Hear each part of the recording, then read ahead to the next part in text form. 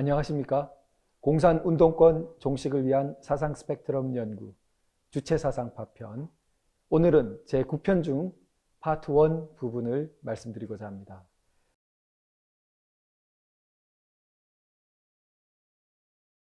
자, 공동체주의라는 것은 책을 김영한 씨가 펴냈기 때문에 그 책 제목에서 말씀드리는 것입니다. 그 책은 정식 책이라기보다는 제본된 형태로 저는 보았는데요. 그 제본된 형태 앞에 김영한 저라고 쓰여져 있고 96년부터 97년 사이에 글들을 모은 것으로 밝히고 있습니다. 그리고 그걸 가지고 이렇게 세미나처럼 이렇게 활동한 것으로도 나와 있습니다. 자, 그러면 그 공동체주의라는 책 속의 내용을 가지고 텍스트를 확인하면서 제가 말씀드린 제목을 설명하겠습니다. 자, 공동체주의가 공산주의다. 조금 과격해 보일 수 있는 제목인데요. 21페이지를 보면 마르크스를 인용합니다. 마르크스는 소라고 해서 SO라고 쓰고 사회주의를 약칭해서 그렇게 쓰고 있습니다. 사회주의는 능력에 따라 일하고 능력에 따라 분배받는 사회이고 커뮤니티는 이렇게 쓰고 있습니다. 이게 맥락에서 보면 마르크스가 여기에 커뮤니티라고 쓰고 있는 게 아니죠. 공산주의는 이렇게 쓰고 있는 대목입니다. 즉 사회주의는 이라고 쓰고 있는 대목을 일괄적으로 SO, 소셜리즘 약자처럼 그렇게 쓰고 있고 뭔가 책을 은폐하려는 그런 성격이 좀 있었던 것 같습니다. 그래서 커뮤니티는, 원래 말은 공산주의는 능력에 따라 일하고 필요에 따라 분배받는 사회라고 말했다. 이렇게 따옴표를 해서 인용하고 있습니다. 유명한 말이죠. 능력에 따라 일하고 필요에 따라 분배받는 사회다. 자, 그것을 지칭할 때 커뮤니티라고 쓰고 그 말을 커뮤니티를 우리말로 옮기면 공동체가 곧잘 되죠. 그래서 공동체주의라고 쓰고 있는 것입니다. 22페이지로 넘어가 보면 다시 요약을 합니다. 그래서 사회주의 사회는 능력에 따른 분배, 커뮤니티 사회는 필요에 따른 분배. 이게 뭐겠습니까? 그 위에 전근대 사회, 괄호치고 계급사회, 그 다음에 자본주의 사회, 그리고 사회주의 사회죠. 소사회, 그 다음에 커뮤니티 사회. 이렇게 네 줄로 쓰고 있습니다. 그러면서 커뮤니티 사회는 능력에 따른 분배라고 유명한 그 마르크스의 말을 인용하고 있는 것입니다. 이 말은 공산주의란 말을 변형한 것입니다. 물론 김영한 씨는 마르크스의 말을 다 따른다기보다 자기 나름대로 그것을 변형합니다. 그런 면에서 자기가 마르크스주의자가 아니다. 나는 마르크스식 공산주의자가 아니다. 그런 말을 한 공산주의자는 세상에 너무나 많았습니다. 널리고 널렸어요. 누가 글자 그대로 정말 한 글자도 틀리지 않고 마르크스를 따르기 때문에 나는 마르크스주의자다. 나는 그래서 공산주의자다. 물론 그렇게 태도를 취한 공산주의자들도 있습니다. 그러나 유명한 모택동, 그런 태도를 취했나요? 전혀 아닙니다. 그래서 그 많은 공산주의자들은 부분적으로 마르크스의 태제나 어떤 구절들이나 내용을 변경하면서, 크게는 모택동은 아주 많이 변경했죠. 농민이 그 혁명의 아주 주된 주체처럼 만들었으니까요. 그런 변형을 하면서 여전히 공산주의 길을 걸었던 것입니다. 그런 점에서 과연 김영한 씨가 자기는 전혀 다르다라고 말할 수 있을지 텍스트를 계속 확인해 보도록 하겠습니다. 27페이지에 가면 이렇게 말합니다. 자본주의가 사회 발전의 독자적 1단계를 이루는 것이 아니라 전근대 사회 계급 사회에서 사회주의로 가는 과정에 있는 과도적 사회일 가능성이 높다. 가능성이 높다라고 약간 유보했지만 그 명제는 결국 뭡니까? 자본주의를 전 자본주의 사회에서 사회주의 사회로 가는 과도기로 설정하고 있는 것입니다. 이게 유명한 사회주의자, 공산주의자들이 바로 근대 자본주의를 바라보는 시각이죠. 대조적으로 자본주의라고 하지 않고 거기서 꼽힌 정치체제, 긴밀하게 연결된 정치체제인 자유민주 정치체제를 가리키면서 프란시스 후쿠야마 같은 사람은 그 소련이 무너진 뒤에 어떻게 말했습니까? 역사의 종언이라고 봤죠. 헤겔을 이어서요. 그런 시각과 완전히 대비되지 않습니까? 자유민주 정치체제 그리고 시장경제체제가 인류 문명이 도달한 어떤 지금 현재의 극점, 그것을 넘어서서 어떤 다른 세계가 펼쳐질지는 모르지만 우리가 역사에 대해서 뭐 신의 위치가 아니니까요. 그러나 현 단계로서 그것을 넘어선 어떤 사회체제에 대한 구체적인 그 플랜이나 구체적인 청사진은 누구도 제시할 수 없게 되었다라는 그 토로에 가까운 것이 프란시스 후쿠야마의 입장이었죠. 자, 그에 반해서 전형적인 사회주의, 공산주의 입장은 어떻습니까? 자본주의 사회라는 것, 근대 자유민주주의와 결부된 자본주의 사회라는 것은 사회주의, 공산주의로 넘어가는 그냥 중간에 낀 과도기적인 단계다. 그리고 전형적인 것은 사회주의도 공산주의로 가는 과도기, 이행기로 보는 것이 전형적인 태도였습니다.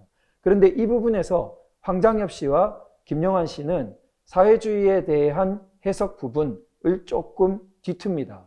그게 민주주의라는 말을 가지고 자본주의, 사회주의 단계가 마치 민주주의 단계인 것처럼 말을 틉니다. 그러나 기본적인 골격은 공산주의 역사발전 5단계의 틀에 기본적으로 기대고 있는 것이죠. 자, 그래서 김영환 씨가 텍스트에서 프랑스 혁명 예를 또 근거로 듭니다. 그러면서 프랑스 혁명을 주도한 대표적인 혁명가 중에 거의 3분의 2 이상이 사회주의적 경향이 강한 사람들이었다. 이 중 상당수의 사람은 오히려 지금보다 훨씬 더 급진주의적이고 더 근본주의적인 사회주의적 사상을 가졌다. 이는 근대 민주주의 혁명의 본질이 자본주의에 있는 것이 아니라 사회주의에 있다는 것을 말해주고 있는 것이다. 제가 그대로 읽어드렸습니다. 프랑스 혁명이 사회주의 혁명, 러시아 혁명의 모델처럼 되었다는 것은 역사학계에서 널리 알려져 있습니다. 그런 면에서 영국의 점진적인 진화적 혁명과 영미의 자유민주 혁명과 상당히 대립되고 있습니다. 그러나 프랑스 혁명도 소비에트 혁명, 러시아와는 완전히 같을 수는 없죠. 그것은 근대 자유민주주의 혁명적 성격을 분명히 가졌습니다. 그러니까 좀 중간적인 위치에 있다고 볼 수 있겠죠. 영미의 자유민주 혁명이 가장 전형적인 진화적인 점진적인 자유민주 혁명이고 가장 대척적인 부분이 사회주의 혁명을 했다가 결국 자유민주 체제를 부분적으로 받아들이는 쪽으로 회귀하고만 러시아 혁명이 전형적인 사회주의 혁명 시기였고, 그리고 프랑스 혁명은 자유민주 혁명 성격이 분명히 있는데 훗날 사회주의 혁명 모델이 될 정도의 어떤 과격한 급진주의적인 경향이 나타났던, 함께 있었던 그런 혁명으로 정리할 수 있겠습니다. 따라서 프랑스 혁명 내에는 자유민주주의자로 볼 수 있는 사람들과 굉장히 급진적인 사회 변혁을 시도하는 사람들이 섞여 있었던 거죠. 그 중에 훗날 사회주의식으로 나아가는 그 경향의 단초를 보인 사람들이 여럿 있습니다. 지금 김영환 씨도 지적하고 있는 것처럼 그들의 급진주의적인 생각의 뿌리에는 사회를 완전히 재구성할 수 있다는 그런 그 합리주의적인 재구성 경향을 가진 사람들이 존재했습니다. 그래서 그런 합리주의적인 사회의 완전한 재구성 노선에 더 극단으로 치달아 간 것이 이제 사회주의 혁명으로까지 가게 된 것이죠. 그러나 이 부분을 마치 프랑스 혁명이 자유민주 혁명이라기보단 사회주의 혁명이다라고 말하는 것은 우리가 알고 있는 사회주의의 의미로 쓰고 있지 않은 거죠. 이건 뭘 전제로 하냐면 사회주의라는 것은 결국 민주주의 단계다라는 이 황장엽 씨의 맥락과 상통하는 것입니다. 황장엽 씨는 그 자본주의, 자유민주주의를 개인중심 민주주의로, 사회주의에 집단중심 민주주의가 있고, 그리고 자신이 말하는 것이 그 둘을 종합 극복한 인간중심 민주주의 단계로 나아가야 된다. 이렇게 말한 바 있죠. 그 틀과 통하는 것이라고 보입니다. 자, 29페이지에 가면 근대 민주주의 운동에서 부르조아 민주주의 운동과 사회주의 운동을 구분하는 것은 거의 불가능하다. 이렇게 말하고 있습니다. 불가능하지 않습니다. 자, 근대 민주주의 운동에서 영국의 자유민주주의를 향한 도전, 이것은 법치의 확립과 긴밀하게 연결되어 있습니다. 그 점에서 영미의 그 법치 확립과 자유민주 어떤 체제 확립이 나란히 가는 것이 가장 전형적인 근대 자유민주주의 이행 과정이라고 볼 수 있겠습니다. 그런데 김영환 씨는 그런 부분을 아주 도외시하고 영미 부분은 아주 거의 언급하지 않는 식으로 축소시켜 두고 프랑스를 주로 이렇게 예를 들면서 그것과 사회주의 운동을 구분하는 것은 거의 불가능하다. 또 사회주의라는 것을 민주주의 의미로 많이 쓰면서 이런 말을 하고 있는 것입니다. 자, 그 다음 30페이지를 가보겠습니다. 이렇게 말합니다. 커뮤니티, 이게 공동체라고 번역되지만 사실은 공산주의 사회에 가깝다는 거죠. 커뮤니티는 사람들 사이의 관계를 보다 수준 높은 공동체적 관계로 발전시키고 모든 사람들이 자신과 사회에 대한 높은 수준의 조정, 통제, 지배 능력을 가지고 높은 질의 삶을 살도록 하자는데 그 목적이 있다. 마르크스가 낭만적으로 독일 이데올로기 같은 책에서 그린 것처럼 아침에는 사냥을 하고 오후에는 낚시를 하고 저녁에는 독서를 하고 이런 식의 그런 사회, 삶의 질이 높아진다. 공산주의 사회가 그렇게 묘사했죠. 근데 지금 김영환 씨가 말은 커뮤니티, 공동체라고 했지만 막스가 굉장히 낭만적으로 그린 그런 공산주의의 모습과 얼마나 거리가 있는 것입니까? 크게 다르지 않은 것이죠. 자, 그리고 31페이지입니다. 커뮤니티는 그 본질에 있어 사상운동이며 사회제도를 다루는 운동이 아니라 사람의 문제를 다루는 운동이다. 이 지점에서 황장엽 씨, 김영환 씨의 특질이 많이 드러납니다. 김영환 씨는 아직 황장엽 씨 이름을 여기에는 꺼내지 않았지만 우리가 지금 지난 시간 8강까지 봐왔던 황장엽 씨의 논의를 떠올려 본다면 아주 상통하는 이야기죠.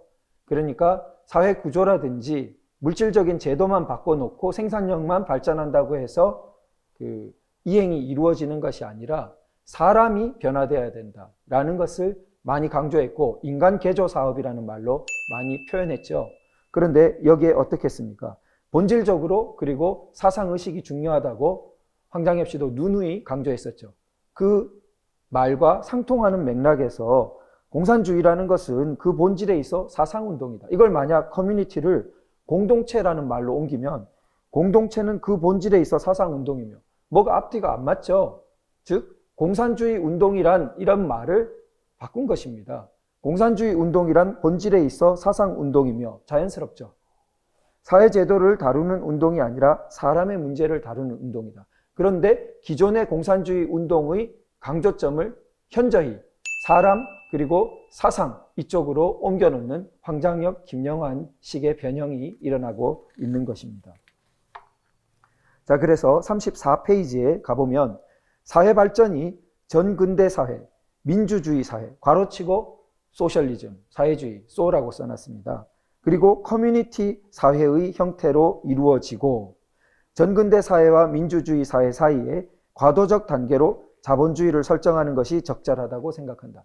용어가 약간 변형되었지만 앞에서 살펴본 황장엽 씨의 도식과 일치하는 것입니다. 황장엽 씨가 어떻게 얘기했습니까? 전 계급 사회가 있고 그 다음에 계급 사회가 있고 그 다음에 자본주의 사회가 나타나고 그 자본주의 사회가 초급적인 민주주의, 개인중심 민주주의가 결부되어 있고 그 다음에 보다 보완적으로 집단중심 민주주의를 하는 사회주의가 나타나고 그 다음에 이 둘을 보완 종합한 그래서 인간중심 민주주의라고 표현한 세계가 모두 그리 돼야 된다. 세계 민주화, 세계가 인간중심 민주주의가 돼야 된다. 결국 그게 세계 공산화 모델과 완전히 일치한다고 그때 말씀드렸죠. 지금도 뭐라고 합니까? 민주주의 사회 단계가 있고 그 이전 단계가 있고 그리고 민주주의 다음 단계는 커뮤니티 사회다. 즉 세계 민주화가 이루어지고 나면 그 다음에 질적으로 다른 사회가 온다. 라고 황장엽 씨가 역시 마르크스주의적인 그 도식인데 그런 틀에서 말하죠. 인류의 전사라고 부를 수 있다. 그것과 다 도식이 일치하는 것입니다. 결국 공산주의 사회라고 번역하는 것이 맞는 커뮤니티 사회가 세계 민주화 달성 이후에 오는 것이죠. 그 이전까지는 기본적으로는 자본주의가 앞서오고 그걸 여기서는 전근대 사회와 사회주의 사이에 있는 과도기로 설정한 거죠. 그러면서 말은 약간씩 용어가 변형되었지만 큰 도식에서는 마찬가지라는 점을 확인할 수 있습니다. 그러면 지금까지의 말을 다시 한번 텍스트의 구체적인 강론을 통해서 확인해 보겠습니다. 김영환 씨가 공동체 사회의 주요 현상과 지표라는 제목 아래서 또 글을 실어 놓았습니다. 그 글을 보면 공동체 사회의 어떤 중요한 특징들을 나열하고 있습니다. 이때 공동체 사회라는 것이 과연 우리가 생각한 공산주의 사회, 공산사회와 얼마나 크게 다른 내용인가 확인해 보겠습니다. 저는 그 둘이 너무나 가까이 있는 모습이라고 말씀을 드렸던 거죠. 자, 첫 번째, 소유제도 및 소유 개념의 약화를 듭니다. 이게 공산사회 아닙니까? 소유 개념이 약화되고 소유권이란 건 결국 사적 소유권이죠. 그게 문제가 되지 않는 그런 단계가 온다. 그게 공산사회를 설파한 것이죠. 두 번째 원리는 다수결 제도의 약화라고 하면서 다수결보다는 사랑과 믿음과 화합의 원리 등이 더 중요한 원리가 된다. 이렇게 설명하고 있습니다. 자, 근대 민주주의를 다수결이라고 해서 폭을 좁혀보는 것도 문제이고 사회주의 공산주의적인 교양에 많이 빠졌을 때 그렇게 보게 되죠. 사실 근대 자유민주주의는 다수결을 함부로 앞세우지 않습니다.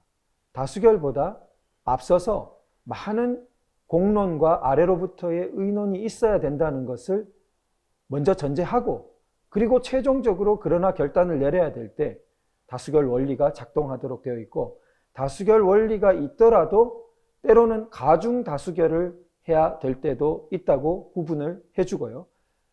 마침내 소수자 보호도 상당히 배려하는 그러한 원리를 갖고 있습니다. 헌법 자체가 함부로 일시적인 다수를 이루었다고 해서 바꿀 수 없는 원리를 미리 못 박아 둠으로써 소수자 보호에 상당히 치중하고 있는 것이죠. 그런 정교한 자유민주주의를 이해하지 못한 태도로 근대 자유민주주의를 개인중심 민주주의다. 또 다수결이다. 그것은 얄팍한 정의의 원리다. 황장엽, 김영환으로 이어지는 이런 논인 거죠. 그리고 공산주의 계열에서 조금 깊이 있는 논의가 아닐 때 그렇게 되기 쉽습니다. 자유민주주의를 바라볼 때요. 그리고 거기에 대비해서 사랑의 원리라고 내세우는데 자, 사랑의 원리라는 건 너무나 추상적인 원리입니다. 그러면 이들이 구체적으로 말할 때는 황장엽 씨도 집단중심 민주주의가 도대체 뭘 말하는지 구체적으로는 해명하기 어려워했어요. 그런데 적어도 자유민주주의에서 우리가 하는 방식이 아닌 것을 많이 염두에 둬요. 그 중에 하나는 통일입니다. 이렇게 민주집중제라고 사회주의에서 하던 것도 상당히 의견 통일을 강조하는 그런 식이에요. 그러나 그 통일을 강조하는 것은 우리 사회 현상에서 굉장히 위험하게 되기 십상입니다. 그래서 우리가 근본적인 의견 통일이 쉽게 일어날 수 없습니다. 그러나 억지 통일을 강조하는 게 아니라 잠정적으로라도 어떤 결단을 내려야 될 때 다수결을 채용하지만 그러나 소수 의견은 소수 의견대로 존중하고 재판에서도 그런 게 많이 보이죠. 재판부가 그래서 소수 의견을 남겨둡니다. 때로는 세월이 흘러서 그 소수 의견이 다수 의견이 되어서 그것이 법원의 입장으로 굳어지기도 하는 것이 자유민주 사회거든요. 근데 이런 것들을 무리하게 통일을 강조하면 다 자연스러운 질서와 공론이 허물어지죠. 그런데 우리가 다수결과 사랑의 원리를 대비시키는 그 태도가 과연 얼마나 건전한 것인지 의문을 심각하게 가져볼 필요가 있고 이것이 우리가 과거로부터 알고 있는 공산주의식 태도와 상당히 근접해 있다는 지적을 하지 않을 수 없습니다. 세 번째는 새로운 도덕이 발전한다. 이런 얘기를 해요. 그게 프랑스 혁명이 위험을 가져왔던 내용입니다. 프랑스 혁명의 급진성, 위험성은 상당 부분 이렇게 도덕과 같은 것들을, 사회 원리를 완전히 인간 이성에 의해서 재구성할 수 있다고 하는 태도를 가졌기 때문에 아주 과격해지고 급진화되고 위험해졌던 것입니다. 그 연장선에서 사회주의, 공산주의 운동들이 있었고 역시 그런 과격성, 급진성, 위험성을 보였던 것이고요. 김영환 씨는 급진주의를 비판한다고 강조하면서도 새로운 도덕은 발전하게 된다라고 보고 있어요. 이 말이 아무리 급진성을 누그러뜨리더라도 굉장히 위험한 말이 되는 것입니다. 도덕은 누가 이거 발전시키려고 해서 발전시키는 것이 아닙니다.